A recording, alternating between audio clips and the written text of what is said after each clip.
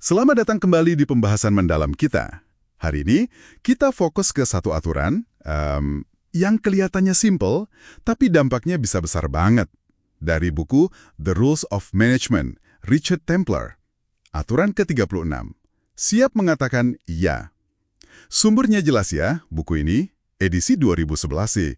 Tapi menurut saya, isinya masih relevan banget buat Anda yang pegang tim.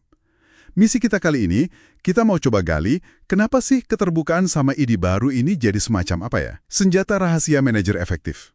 Oke, siap. Mari kita bedah bareng-bareng. Ini kayak nantang kebiasaan kita gitu. Banyak manajer mungkin nggak sadar ya, refleksnya itu langsung tidak kalau ada usulan baru. Dianggapnya lebih aman, lebih bisa ditebak lah. Nah, aturan ini justru minta kita membaliknya. Bukan nolak otomatis, tapi yuk kita lihat dulu, kita eksplorasi. Ini penting banget, soalnya kalau kita terus-terusan bilang nggak bisa, nggak mungkin, ya kita dan tim bisa-bisa kejebak di cara kerja yang itu-itu aja.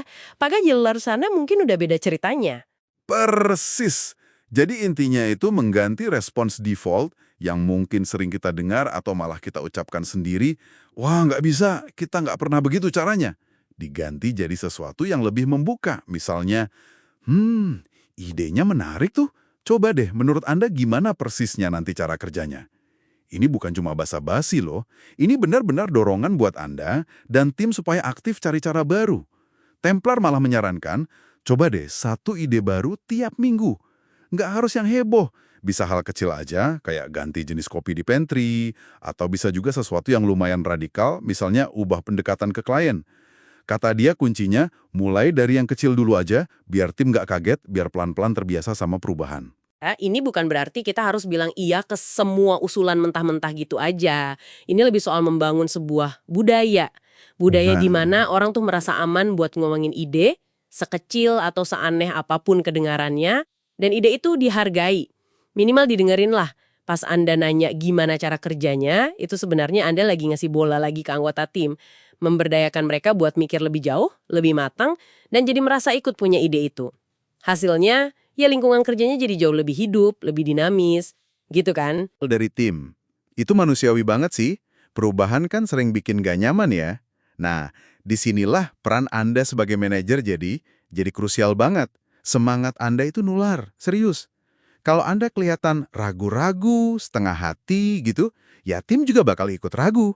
Tapi sebaliknya, kalau Anda nunjukin antusiasme yang tulus, rasa penasaran, keyakinan kalau nyoba hal baru itu seru dan penting, wah, energi positif itu bisa nyebar ke seluruh tim. Coba bayangin deh potensinya, kayak yang ditekankan Templar. Jika setiap orang punya ide baru setiap minggu, itu berarti ada sejumlah besar ide baru di akhir tahun. Itu kan banyak banget. Dampak jangka panjangnya memang luar biasa sih.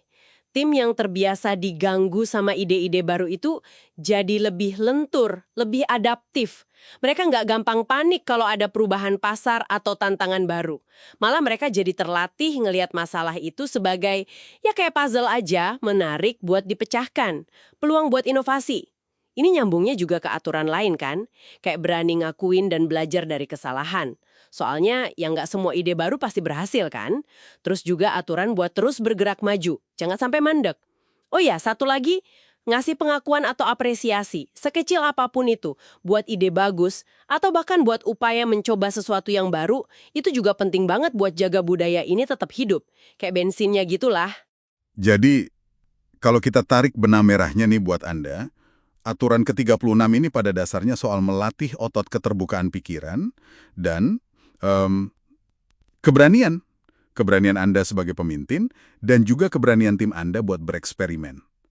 Ini bukan soal jadi yes man atau yes woman ya, tapi lebih ke menumbuhkan sikap proaktif buat bertanya, gimana kalau? Dan kenapa nggak kita coba? Buat gali potensi-potensi yang mungkin belum kelihatan bareng tim. Dan ini jadi bawa kita ke satu pertanyaan reflektif buat Anda bawa pulang nih. Coba deh pikirin sejenak peran Anda sekarang. Atau mungkin dalam interaksi sehari-hari aja.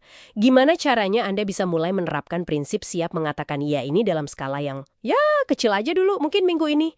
Ada nggak ya satu aja respons tidak otomatis yang sering Anda keluarin yang bisa Anda coba ganti jadi pertanyaan terbuka kayak, oke menarik, coba ceritain lebih lanjut. Nah coba direnungkan itu.